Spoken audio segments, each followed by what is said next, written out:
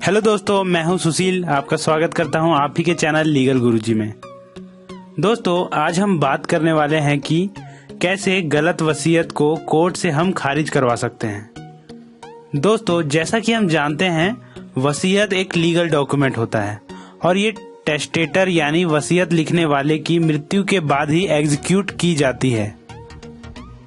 अब जब ये वसीयत एग्जीक्यूट होती है और जिन लोगों पर इसका प्रभाव पड़ता है, तो उन लोगों को अगर लगता है कि यह वसीयत गलत है या सस्पिशियस है, टेस्टेटर की सहमति के बिना बनी है, तब आप इस वसीयत को कोर्ट में चैलेंज कर सकते हैं।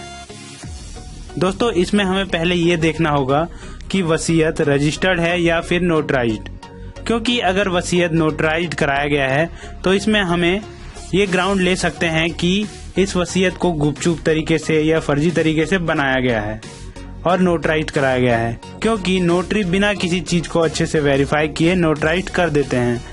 जबकि दूसरी तरफ अगर वसीयत रजिस्टर्ड है तो उसमें वसीयत स्टाम्प पेपर पर होगी तथा इसमें रजिस्ट्रार के सामने टेस्टेटर का स्टेटमेंट भी होता है तथा गवाह भी फिजिकली प्रेजेंट होकर साइन करते हैं।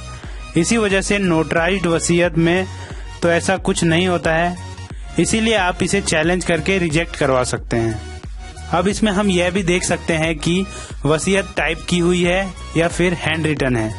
अगर हाथ से लिखा हुआ है तो टेस्टेटर की हैंडराइटिंग से इसका मिलान करा सकते हैं, और अगर किसी दूसरे व्यक्ति ने लिखा है तो उसका बयान कराया जाएगा और इसकी ऑथेंटिसिटी चेक की जाएगी। इसमें एक पॉइंट हम ये भी ले सकते हैं कि अगर वसीयत रजिस्टर्ड है और रजिस्ट्री के समय वसीयत का जो बेनिफिशियरी है वो रजिस्ट्रार ऑफिस में टेस्टेटर के साथ में था, तो इसमें हम ये ग्राउंड ले सकते हैं कि बेनिफिशियरी ने टेस्टेटर पर दबाव डालकर यह वसीयत बनाई, क्योंकि बेनिफिशियरी का प्रेजेंस ही अनड्यू इन्फ्लुएंस दिखाता है। तो यह एक बहुत अच्छा ग्राउंड है वसीयत को रिजेक्ट कराने का, अगर आप बेनिफिशियरी के प्रेजेंस को प्रूव कर पाते हैं तो। इसमें एक पॉइंट यह भी है कि वसीयत बनाते वक्त टेस्टेटर की दिमागी स्थिति कैसी थी। अगर टेस्टेटर की दिमागी स्थिति ठीक नहीं थी और उससे उस स्थिति में वसीयत बनवाई गई, तब इस ग्राउंड में भी वसीयत को रिजेक्ट करा सकते हैं। अगर टेस्टेटर के साइन या थंब इम्प्रेशन पे कुछ डाउट है तो वसीयत में किए हुए साइन या थंब इम्प्रेशन को उसके ऑथेंटिकेटेड साइन से मैच करवाया जा सकता है, जैसे कि बैंक के साइन के साथ या उसके आईडी प्रूफ के साइन के साथ मैच करा के देख सकते हैं। ये सब आप हैंडराइटिंग एक्सपर्ट से ही करवाएं, क्योंकि बाद में उसका भी स्टेटमेंट को कोर्ट में रिकॉर्ड कराया जाएगा। अगर वसीयत बैलेंस तरीके से नहीं बनाई गई है, जैसे कि टेस्टेटर के 3 बेटे हैं और 2 बेटों को प्रॉपर्टी मिली है और एक को बेदखल कर दिया गया है, तो इस स्थिति में भी हम ये साबित कर सकते हैं कि टेस्टेटर के पास कोई ऐसा रीजन नहीं था कि जिस वजह से वो तीसरे बेटे को प्रॉपर्टी से बेदखल कर दे, क्योंकि इसमें कोर्ट देखेगा कि बेटों का टेस्टेटर से कैसा संबंध था, और इस पॉइंट के आधार पर ही इस विल को चैलेंज कर सकते हैं। दोस्तों, किसी भी वसीयत में 2 गवाहों के हस्ताक्षर का होना बहुत जरूरी होता है, क्योंकि इससे इसकी ऑथेंटिसिटी मजबूत होती है।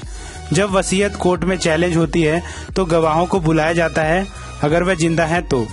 वहां हम उनसे ये क्वेश्चन रेज कर सकते हैं कि वसीयत पर जब आपने साइन किया तो क्या उस पर टेस्टेटर के साइन पहले से थे या फिर आपके सामने किया? क्या वसीयत को टेस्टेटर को पढ़कर सुनाया गया?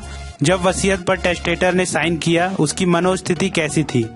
अगर दोनों गवाहों के बयानों में डिफरेंस आता है तो इसमें सस्पिशियस डाउट क्रिएट होता है, जिससे इस वसीयत को खारिज कराने में आसानी होगी। इसलिए गवाहों को हमेशा अलग अलग डेट पे बुलाना चाहिए, जिससे एक गवाह दूसरे का बयान ना सुन सके और ना ही पढ़ सके। इसमें उस वकील का भी बयान कराया जा सकता है जिसने उस वसीयत को आइडेंटिफाई किया है। इसमें हम ये भी चेक कर सकते हैं कि क्या वसीयत वसीयतकर्ता की आखिरी वसीयत थी या फिर उसने इसके बाद भी वसीयत बनाई, क्योंकि किसी भी स्थिति में आखिरी वसीयत को ही मान्यता मिलेगी। तो दोस्तों, ये था एक वसीयत के ऊपर वीडियो कि अगर वसीयत को सस्पिशियस तरीके से बनाया गया है तो इसे आप कैसे रिजेक्ट करा सकते हैं। दोस्तों, इस वीडियो को पूरा देखने के लिए आपका बहुत बहुत धन्यवाद। आशा करता हूँ आपका दिन शुभ रहे। धन्यवाद।